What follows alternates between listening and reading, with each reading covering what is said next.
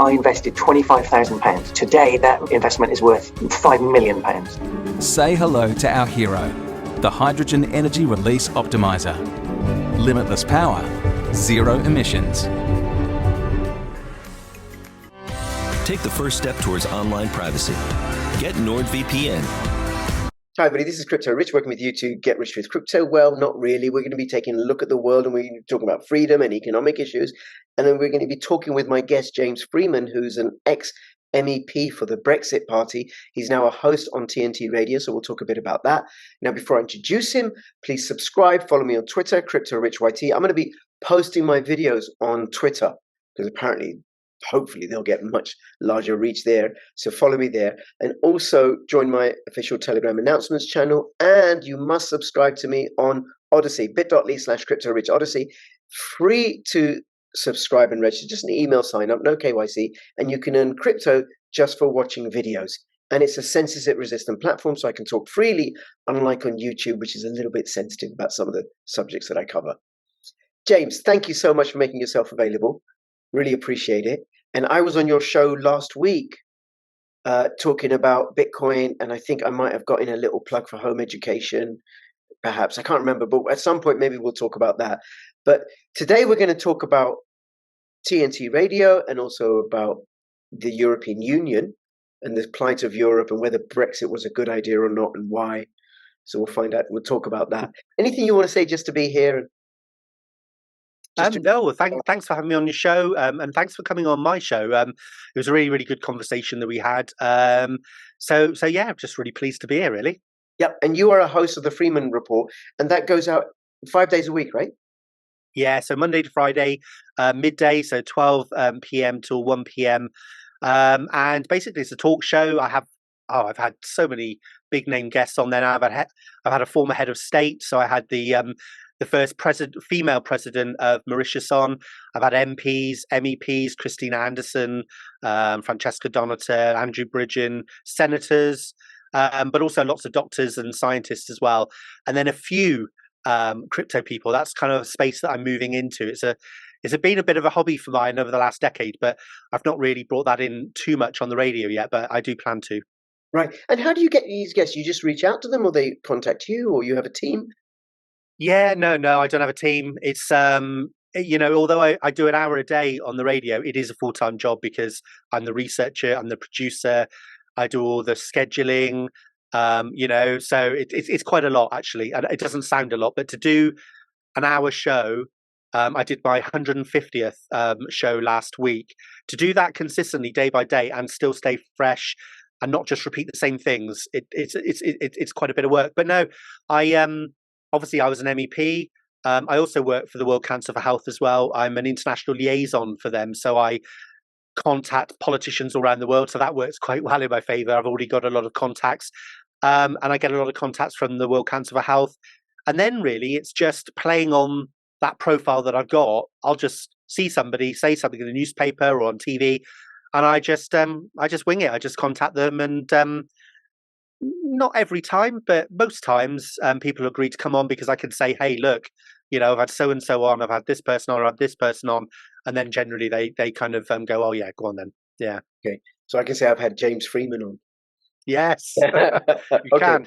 Yeah. Now I'm going to ask you about the radio station TNT Radio because I'm a bit curious and then we'll talk about Europe. But before I do that, you're in Britain like me. And I want to let you know and I want to let people know that I did an interview with a guy called Chris Coverdale, and he's a peace campaigner. And what he hasn't paid his council tax since 2016 as a protest against the government funding war. Now, I interviewed him, and then I've done a 16-minute extract, maybe a 10-minute extract of that video, that conversation, where he outlines the process. And this process that he's used can be used for LTN fines, ULEZ fines, parking tickets, speeding tickets, bus lane violations, court fees, council tax, capital gains tax, income tax, VAT if you're a limited company or self-employed, as a protest for two things. One, against war and the government funding war, but also as a protest to starve this authoritarian government of the funds that they're using to create digital prisons for us, because that's where the LTNs and the ULEZ is going. And it comes from there's two acts. There's the International Criminal Court Act in 2000 and the Terrorism Act of 2001. Now, in those acts, it defines genocide. Genocide is where there's I think 2 or more people are killed as some sort of project, and the people that are killed are by virtue of their ethnicity, their religion, their race, or their nationality. So the act says that's what's genocide. So, for example, us funding and supporting the war in Ukraine, where we're killing Ukrainian people and also Russian people, well, the state is funding genocide, is carrying out genocide. And the way that we supported the Saudis by providing arms and intelligence information for their destruction of Yemen, the UK government is complicit in genocide. Now, this legislation doesn't exclude the UK government. You get that, James, right? So the UK government is guilty of violating its own legislations that it's passed. But according to the legislation, it is a criminal act for me to pay my council tax or my income tax or my capital gains tax or LTN or ULEZ, because that money, some of that money, goes to fund genocide. And I can face a prison sentence of up to 30 years for funding genocide. It's also a criminal act for anybody to ask me to provide money that goes towards genocide. So he's not paid using this process. He's not paid his council tax. He's not working. He's not paid his council tax for 7 years. Every year they send him a new demand. Every year he sends them the paperwork that he set up a trust fund and that he will pay, provided they can provide incontrovertible proof that he's not violating this legislation. Every year they write off his council tax. Every year when it comes around again, they send him a new demand. What? And so no, I'm going to link to that in the description below. And if I get my act together, you may see a link, bit.ly/don't pay LTL fines, because this can be used to break the LTN and ULEZ systems that are being built all across the nation. It can also be used to deprive the government of the money that they're using to further the Great Reset and CBDCs and all of that. And I want people, please share this, spread this wide. And James, I'll come to you in a moment if you have any questions about this, because tax protest is a legitimate, peaceful way of letting the governments know, no, we're not happy with what you're doing. The Magna Carta was a tax revolt, and I was involved in the anti-poll tax movement, the Glasgow rent strike in the 1930s, the Boston Tea Party, so many tax revolts. This is not okay with us, especially since we don't have any representation in Parliament, standing for our liberties, apart from Andrew Bridgen and perhaps one or two others. So anyway, so I just wanted to use this as an opportunity to let people know about that. And at the very least, please go and investigate and find out. And this process works in any country that is a signatory to the International Criminal Court, to the Rome Statute for the International Criminal Court. Any questions, anything you want to say or ask about this, James? Yeah, I mean, I didn't pay what tax was it? The poll tax. But that was more of a case of I was out raving every weekend and just thought I'm not paying them money. There was nothing political behind that. And then they kept on sending me bills. And then I remember it just being cancelled and it all just disappeared. So that was that. Yeah, I do know somebody who does the same. But my understanding of this is, yes, you can get away with this. Well, I must say get away with it. You can do this legally, but you need to know what you're doing. You really do need to know what you're doing, because, and actually also it can be very, very arduous in terms of time consuming, toing and froing and making sure that you get things right. Like, for example, where every time they send you a new demand or a new letter, and they're trying to contract with you. And if you don't respond to that, for example, or you respond in the wrong way, then that can land you in the shit. So all I would say is to people that are thinking about doing it is just make sure you do your research. Personally, I'd probably also speak to somebody who's already done it, make contact with them and say, look, if I'm going to do this, can I come to you with questions and all that kind of stuff? Because obviously if you get it wrong, it can be serious. Yeah, and just to address some of that, Chris Coverdale, he has been doing this, and he's going around the country giving talks and stuff. And I just recorded a video with him yesterday, which isn't up yet, where he talks about other people who've done this successfully as well as him. But in that video, there's a link to the documents, how to set up a trust, Right. plus what to say to the authority that's making the demand of you, plus references to statute with quotes from the legislation. So it's all in there, right? And then one of the things about LTNs and ULEZ, which I said to him, which is not in his document, but I could add as a condition when I do this, which is the 1707 Act of Union says that there should be no hindrance on travel within the Union of England and Scotland. So the mayor doesn't get to say, no, you got paid £12.50 to travel around London. No, we're not having South Africa type pass laws here. No. So that's why I joined the anti-apartheid movement when I was 18. No pass laws in South Africa, no pass laws in the UK. So anyway, so thank you. So links in the description below. Please go check it out. Please share it far and wide, right? Let's spread the word so we can build. This is a peaceful, legal way of protesting what's going on. James, thank you for letting me do that, right? Now, you're with TNT Radio. And yeah, that's right. It seems it's quite a bit. It's an internet radio station, and it broadcasts in Australia and in the UK. Tell us a little bit about it, and as a So it's a relatively new station. So when I joined, they were a year old. So that I joined back in January. They've got some very, very big investors in Australia. I don't know whether I'm allowed to say who they are, but basically they are. The investor, I won't give too much away, but the investor in Australia is in retail across the country. And basically, it's just fed up with what's going on. They've seen what's gone on across the pandemic, and they've said, no, we're not having that. So all of the investors that are involved, there's a couple from America as well, have all got involved. They're not necessarily interested in making a financial gain out of this. As long as they break even, what they want to do is set up an international platform for free speech that will challenge the narrative. So that's what it's about. It's a 24/7 operation. So it goes right the way through the night, all the way through the day. And they try to broadcast to 3 regions in the world. So America and Canada, the UK and Europe, and then Australia and New Zealand. Wow. Obviously, you can listen anywhere in the world. There's no stopping you logging on from anywhere. But they're the 3 major sort of regions which they try to program and produce shows for. So if you listen, say, for example, in the afternoon in the UK, you'll get more American sort of content, obviously in the morning up until 1 o'clock when I finish. It's very, very UK focused. So we got Katie Hopkins, then we got Rick Munn, and then myself. And then if you listen, I don't know, 4 o'clock in the morning, then you've got all the Aussies are on there. So it's a really interesting idea and a model they're trying to create. And they've got big plans. They've got big plans and they've got lots of money. So I really do hope they're successful, because I really do think we need a big established platform like that is totally free speech. Obviously, because we're not going out on DAB or FM or anything like that, we're not regulated by Ofcom. So I can say whatever I want on air, and there's no bars hold either.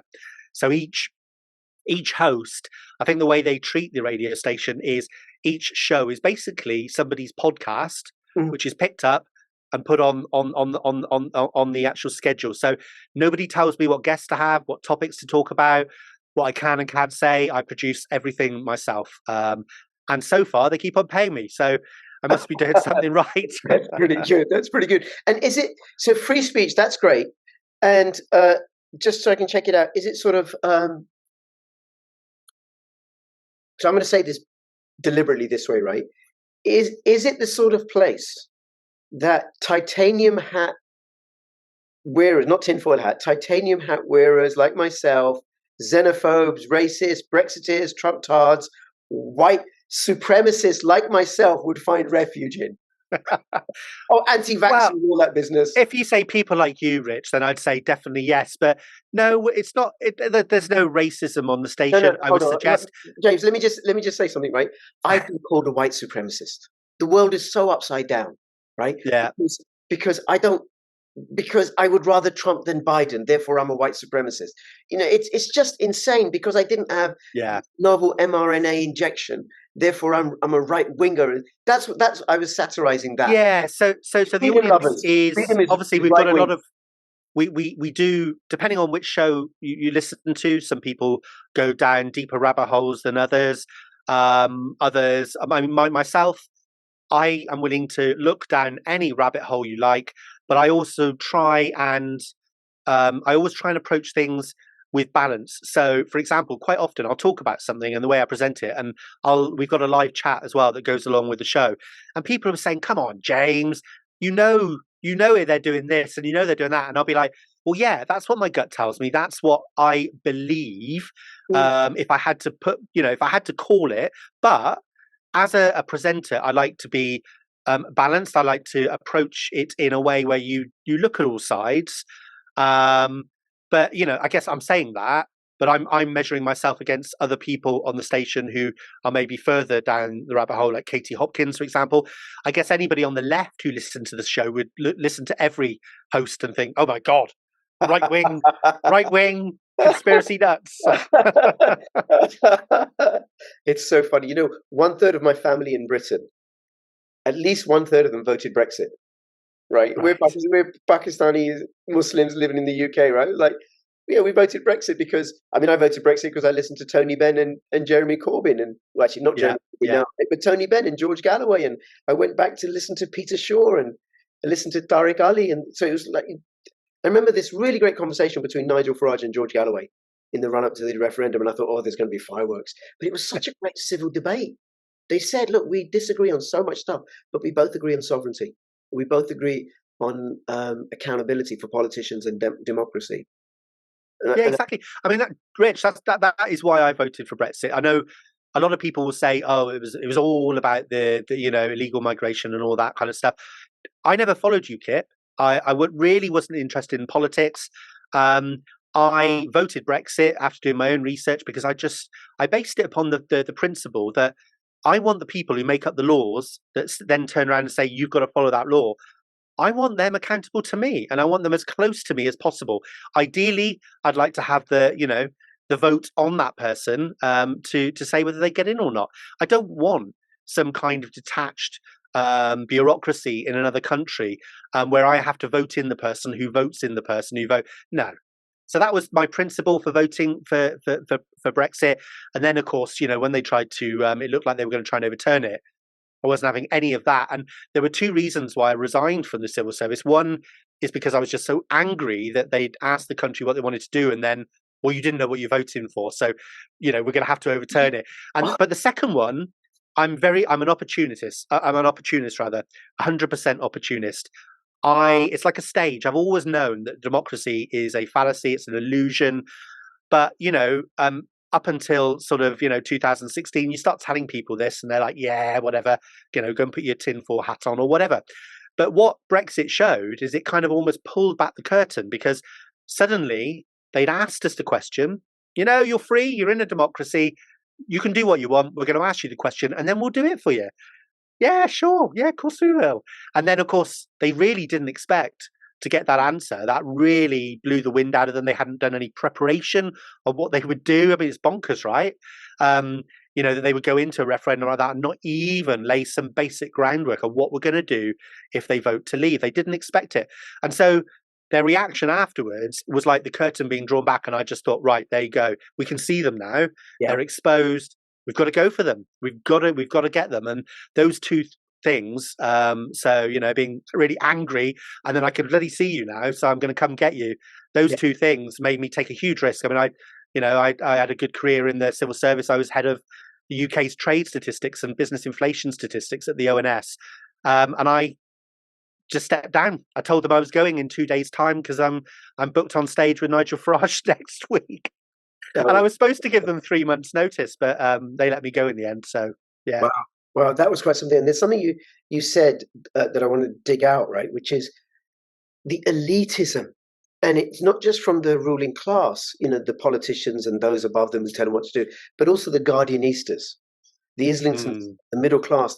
I live in the southeast of England, and I had to be careful those days about who I say, that I voted Brexit because then I'm a xenophobe and stuff like that. And then, it's like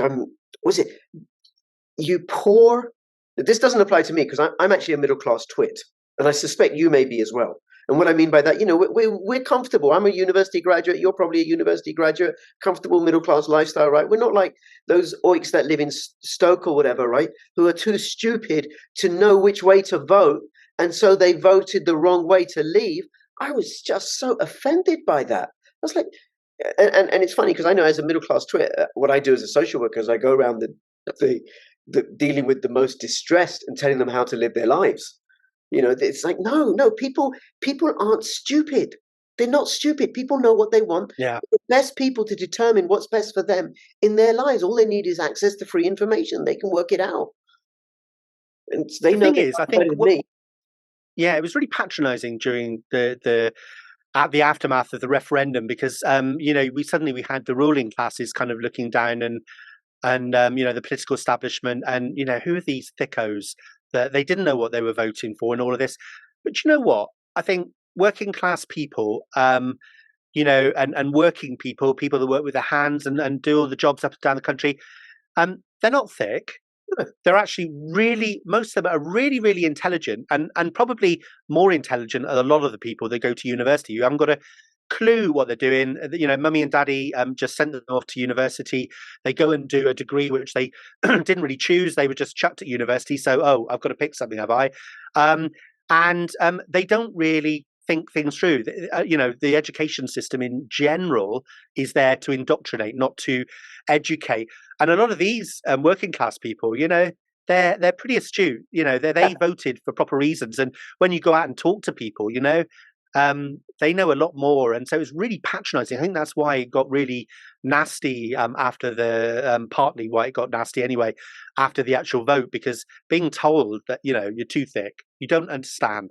You're too old to vote. You shouldn't have the vote if you're old. You shouldn't have the vote if you haven't got a university degree. That came out, right? And then the petty bourgeois, the middle classes in Islington and the Guardian reader set, the metrocentric people were like, no. How can they determine? Well, wait a minute. You're either for democracy or not. And what you're saying there, people are stupid and people are smart, wherever they are, right? Regardless of class. But what I have expertise in is my life. What you have expertise in is your life. So somebody in Stoke or Gateshead or something, if you're watching the US, these are rundown parts of London's hinterland, right? They're experts in their own lives.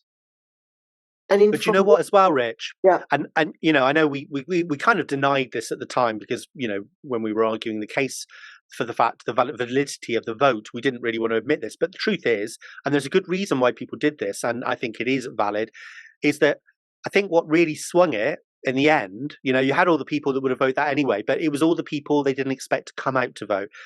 And the reason they came out to vote, because normally they don't, is because they just saw an opportunity to smash the establishment in the nose.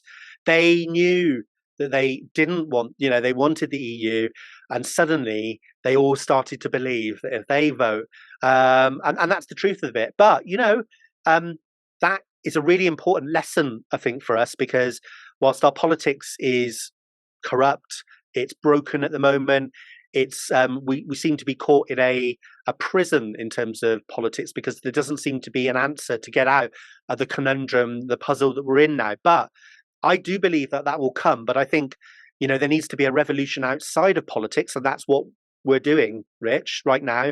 That's what we're creating. That's what we're spreading. We're slowly waking people up. And as they try and push through their policies, which we know are coming down the road, more people will wake up.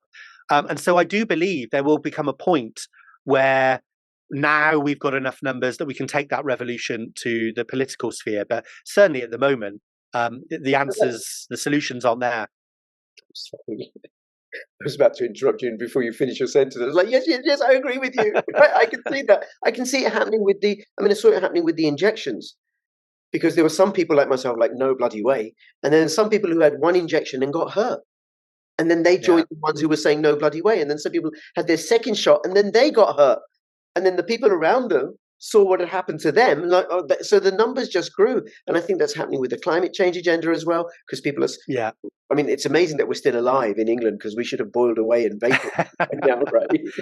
But the thing is, Rich, I mean, this is I don't know, it's a sad thing. It's just this is just a truism, right?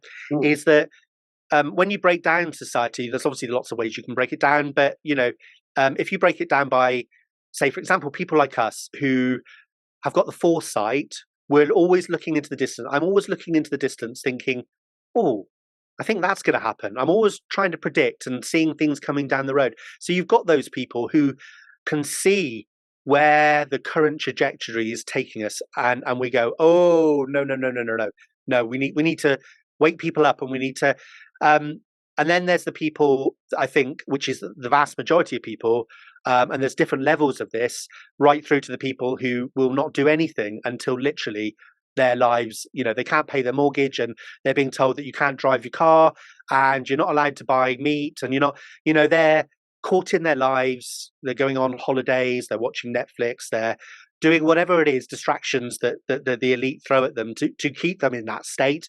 But it's very frustrating because our job is to wake people up.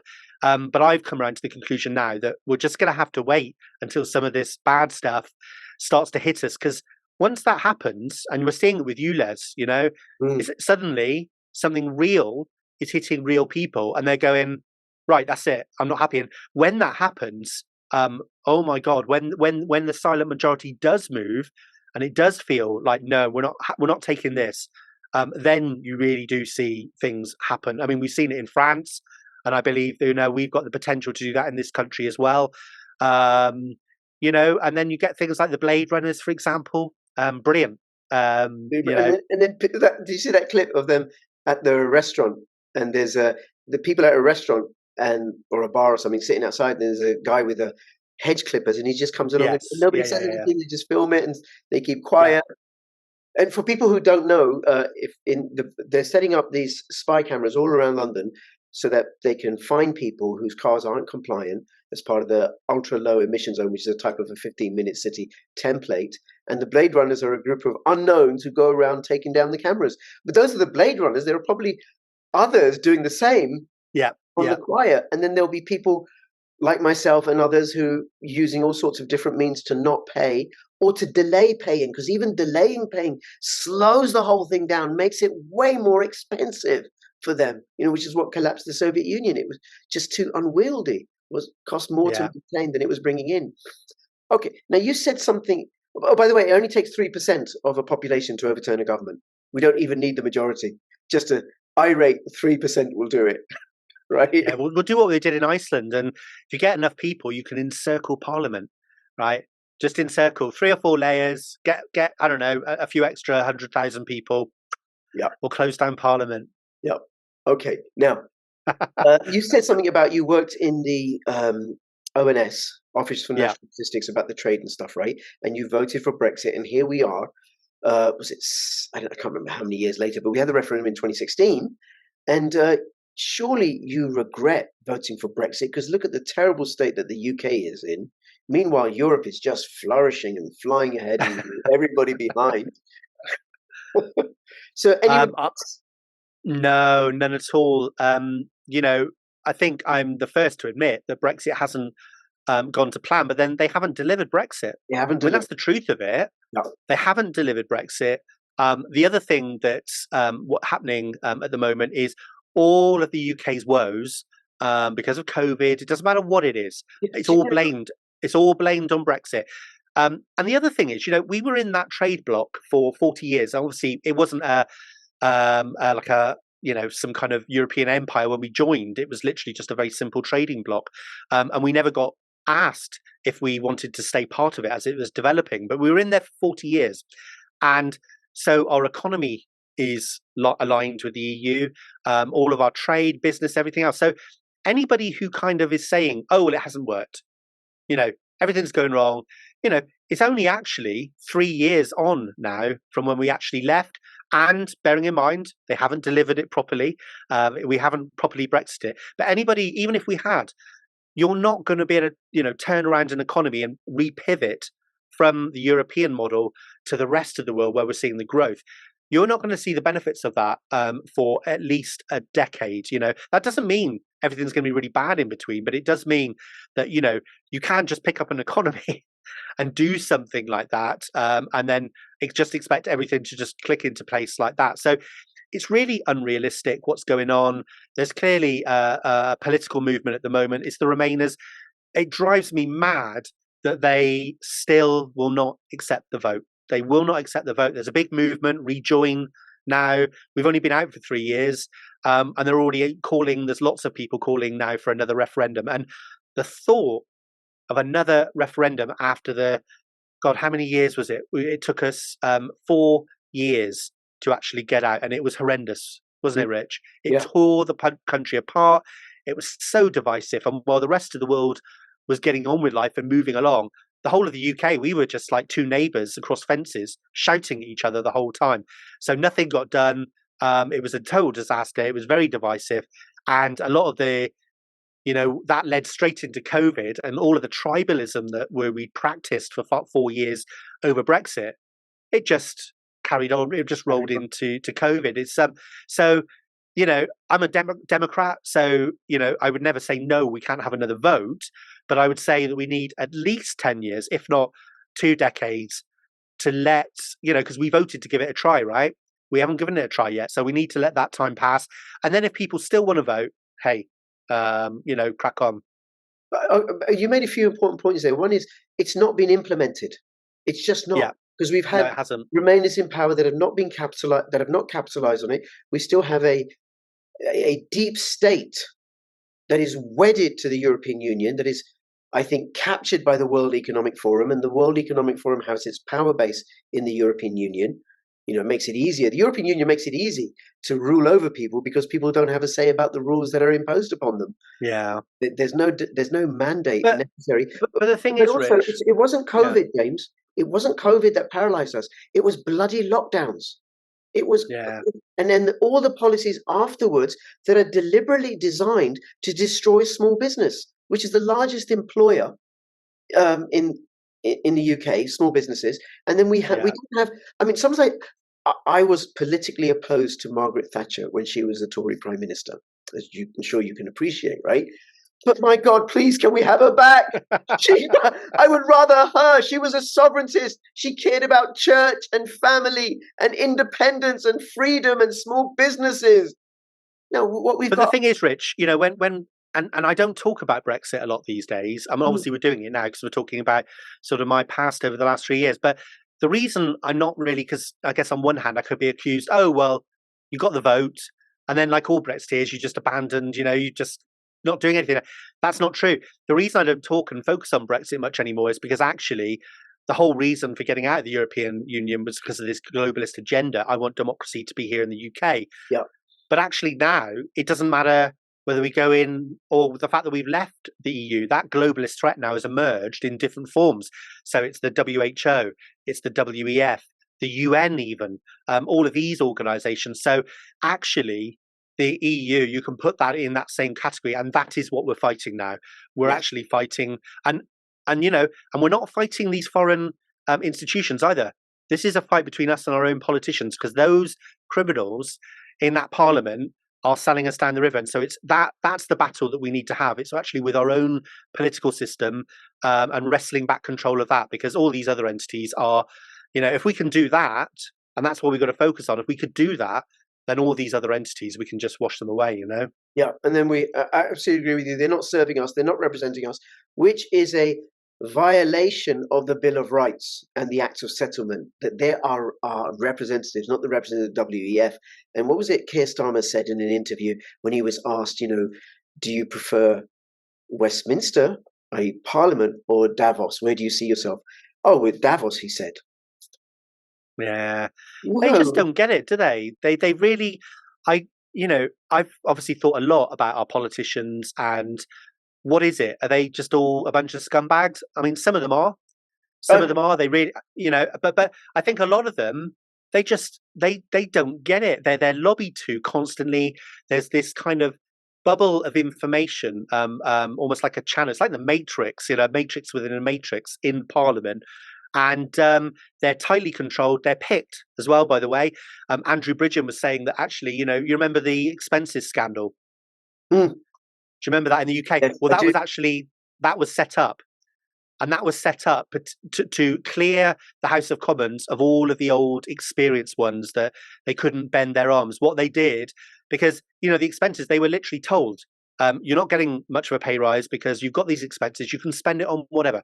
They were encouraged to use it, and they were set up because they wanted to clear out all of these old grandees that you couldn't wrap around your finger. They wanted an influx of new politicians that they could just control. Oh, wow, it was an operation. That's amazing. Yeah. I don't know if that's true or not, right? But it's plausible. It's possible. The shit that goes on since, right? Absolutely is possible. Yeah. And I remember when I interviewed George Galloway a few years ago, because I said to him, I said, what's happened? Because we have midgets in Parliament, right?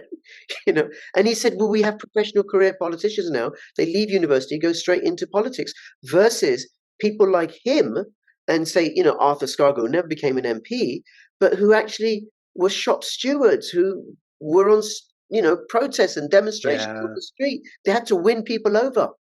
They weren't blowing. It's by design, Rich. So there's different categories of MPs. There's the ones that are obviously in the club, right? They went to the right university, the right school. They in the right family, for example. They're part of the club. They get in because they will toe the line. They're part of the actual club. Then you've got the MPs. Which basically what they'll do is if you want to become a Conservative MP, for example, and you're not part of that club, they will put you in a seat that you can never win, right? And you have to prove your loyalty over 2 or 3 elections. So they'll put you in there. Once you've shown that you can, you're prepared to climb the greasy pole, that you're loyal and everything else, then they will put you in a safe seat. The other category, which I know a few MPs of, is they will, if you're not dodgy in the sense that, you're not going to appeal for the public, but there's some kind of flaw about you, which means they can control you. That is the other category. So it's not, there is one more category, I think, right, which is tiny, which is the ones of integrity. I looked at Jeremy. Of course. I looked at his expenses.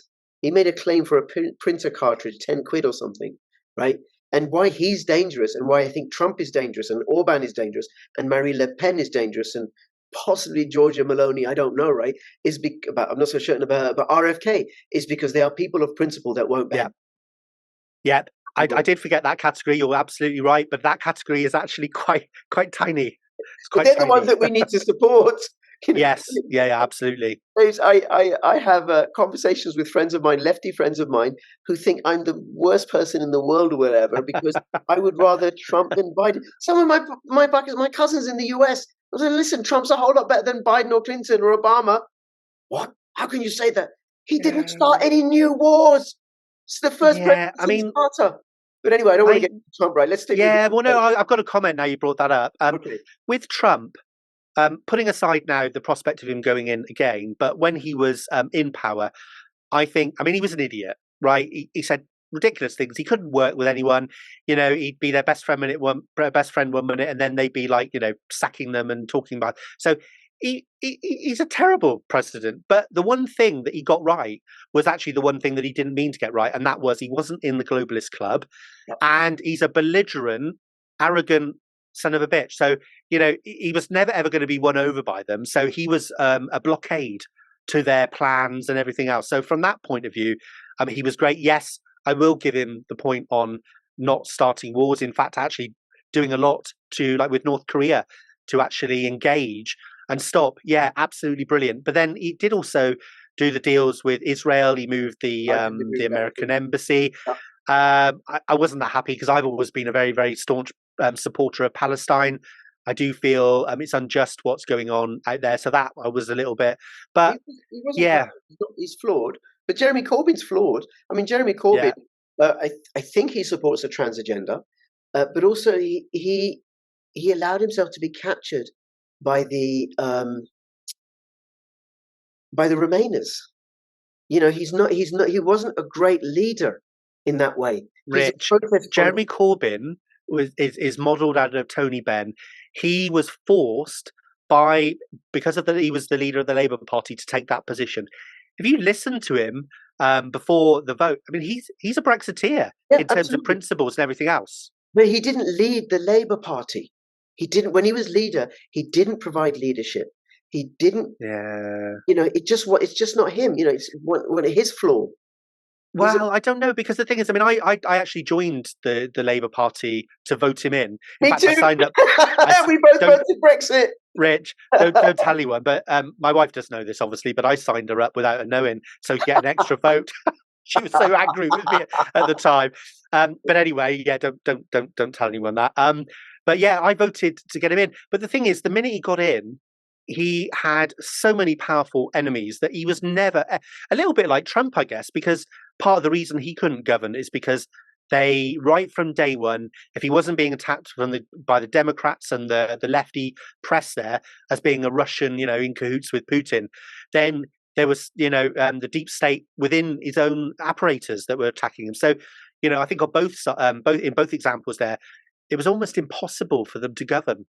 Yeah, but I'd say good for them for taking it on, and also good for Nigel Farage for the leadership that he provided. Yeah, the whole Brexit campaign, and is providing now. Yeah. I want to take it back to Europe, because there's something I want to say to you, and would be interested in your feedback.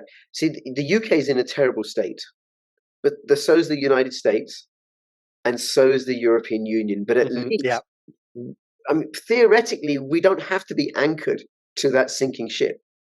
And here's something that I don't think Remainers are aware of, and perhaps not even Brexiteers. Europe, and this is in a conversation that I had with Tom Luongo and Alex Trainer in a video that I recorded a couple of days ago. Europe is under attack at a macro financial level, economic level, on three fronts. So Jerome Powell is raising interest rates, and possibly he's raising interest rates because he's not buying into the WEF Great Reset. The Federal Reserve is owned by several banks, including Goldman Sachs and JP Morgan. They don't want to be cut out. They're gangsters. You're not going to cut us out, right? With your CBDCs. You think we're just going to go quietly into the night? No, we're Goldman Sachs, right? Now, I'm speculating here, but everything, Tom Luongo's thesis and everything, he's been saying it for 2 years now, it all tracks, it all fits. It fits that idea. So Jerome Powell keeps raising interest rates, even though Janet Yellen and the ECB and the IMF, they say to him, no, please don't, right? So he raises interest rates. And what does that do? It drives capital out of Europe. Because if you're if you're a large hedge fund, you have to move your money to where you're going to get the best returns. You can't choose. It has to go there. So it drives capital out of Europe. And then it raises interest rates in Europe. They have to raise interest rates. Then what happens is the debt becomes even more unpayable. And remember, the European Union was in such good financial condition that they had negative interest rates and zero interest rates for 8 bloody years. That's the shining star that it was, right? And that was all the growth because they could borrow money at negative interest rates. Cheap money was abundant, and then build all these boondoggles and make it look like there's loads of growth. No, it's all on a fraud. So that's going away. And that means that the WEF and their lackeys, they can't go and they don't have access to the same amount of funds anymore because money's got too expensive. So that's one. I was going to say the other thing. The other thing. I'll let you carry on. The other thing America have done, obviously, which is another attack on Europe, is blowing up the pipelines. They are absolutely petrified of Germany aligning with Russia, and there being this, sort of manufacturing and resource powerhouse in Europe. They don't want that. Well, that's very good because that goes on to my second point. The richest source of income for the European Union is Germany. Europe has sanctioned itself. Yeah, they blew up Nord Stream, right? But Europe have already sanctioned themselves from cheap Russian energy. So Germany's deindustrializing. How on earth is it going to be able to compete on the world stage without cheap energy? So they've sanctioned themselves from Russian energy. They've given away all their armaments. They've been shut out from the Middle East energy because Qatar, for example, said, listen, we've already got long-term contracts. We don't have any spare gas for you. And now France is in trouble. The second the other worrying thing, and obviously there's parallels. Did you read there was an article in the Telegraph, I think over the last few days, that the ruling party in Germany wants to ban, or it's thinking about banning the AfD because because their vote is going up. They've got 21% of the electorate now, and so they want to ban them. Yeah, I mean, this is scary stuff because we've been here before, Yeah. It's absolutely Nazi stuff. But I think in that article I read, I don't know if it was in the Telegraph, but it's actually they changed the constitution. It's very, very difficult to ban parties in Germany. Doesn't mean they will do it, but they'll try. But it ain't going to work because people are just, you can't piss off. There'll be more than 20% of the German electorate, not just the AfD supporters, but others who are like, what the hell are you doing? So it'll probably drive more support to the AfD, and quite right too, as sovereigntists.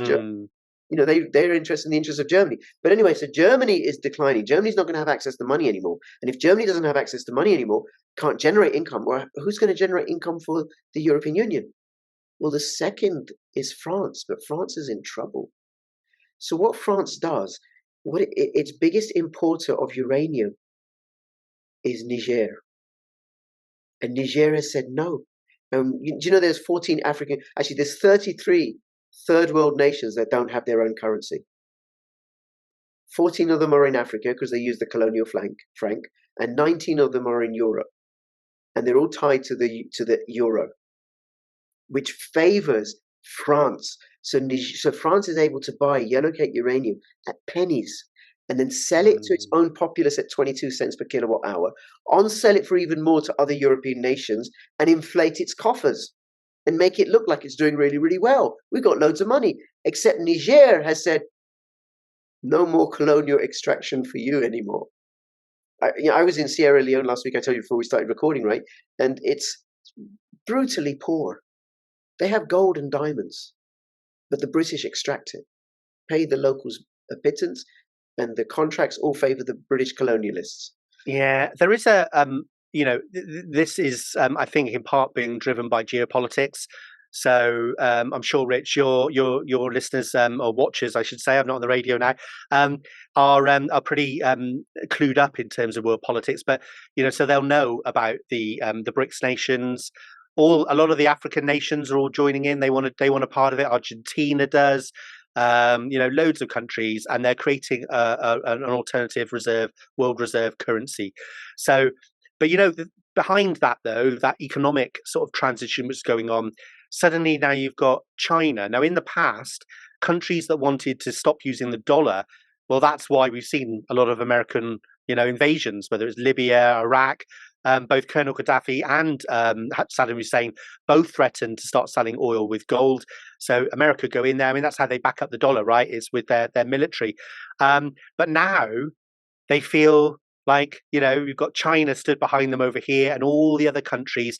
And America can't tackle everyone. So they're feeling bold now.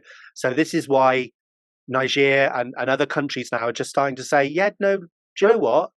No, yeah, exactly. No, we're not doing that anymore. And Algeria and the others, they're all, some of them are joining forces. And then, well, listen, if you give us any trouble, we got our mates Russia and China.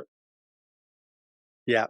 And Russia doesn't need uranium from Niger. It has its own. And they also know as well, of course, that, America is, chucking lots of resource into Ukraine, lots of weapons. NATO's throwing us all his weapons in there as well. I mean, look, I know America is still the superpower of the world. I think at one point its military was 16 times, was it? I forget, but it was massively bigger than any other army. And it's all because of, the dollar and the world reserve currency. Because if you want to buy anything in the world, you first of all have to trundle off to the USA and say, can you get your printer going? I'll give you a load of diamonds for some fake dollars. And then, in order to buy my oil to run my country. So, they owning the world reserve currency means that their whole economy is inflated. But once that goes, and it's already started this process, America's over. I mean, they're going to go through they've got bases in all around the world, so they're almost overextended in terms of their commitments around the world. And like I said, when the dollar does eventually, when they bring out this alternative world reserve currency, I think we're going to see quite a rapid collapse of America.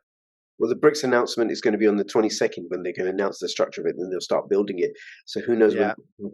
But we might see war because, these are the kind of things that America is not going to watch the cliff edge getting closer and do nothing. I'm sure they've got something planned. There's a monetary collapse and the change in the world reserve currency is always accompanied by war.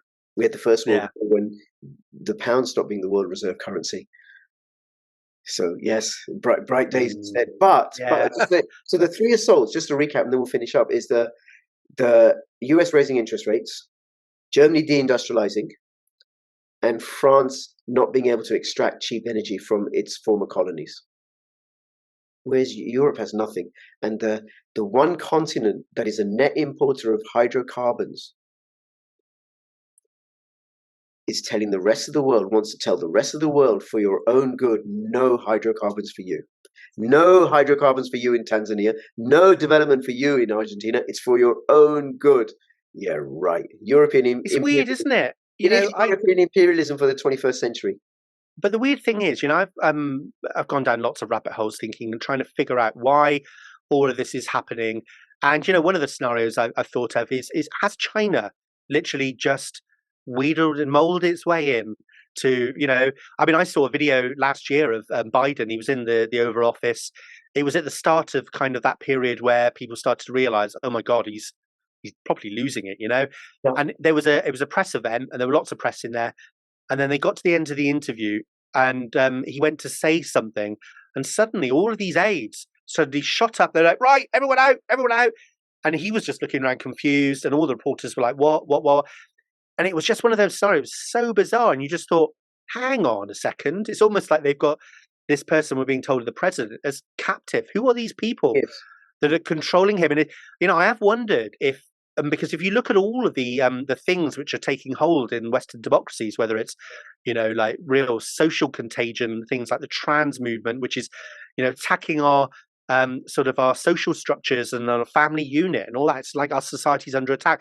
And then you've also got these things which we're deindustrializing. We're saying we've got to get rid of all the things which make us who we are and our way of life and everything else.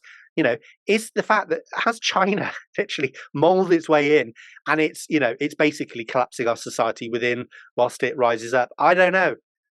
Who knows? I don't know. Who knows? But the phrase we will own nothing and be happy comes to mind from the WEF. Yeah. Points towards the Great Reset.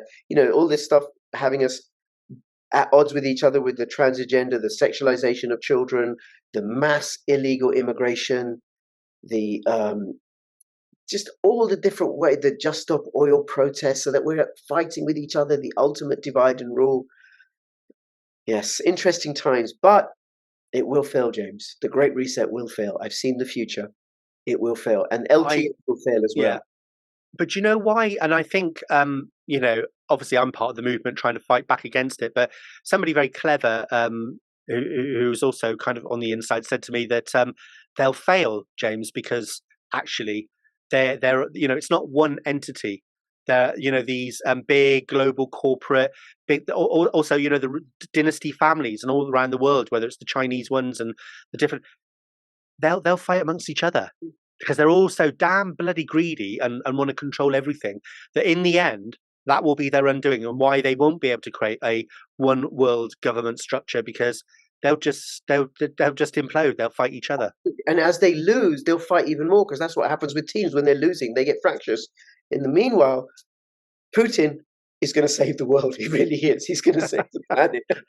Because I actually think Russia is more of a superpower than the US in military terms.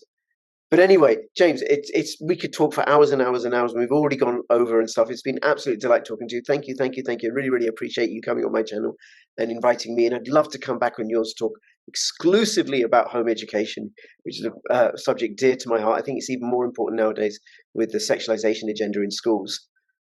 So thank you, Rich. I've really enjoyed this conversation. It is normally it's not a totally bad thing, and they're not real adverts, as in because TNT doesn't actually have any advertisers. They're more like sort of government things, like don't drink and drive. I mean, if people go over and head over to TNT, you'll see what I mean.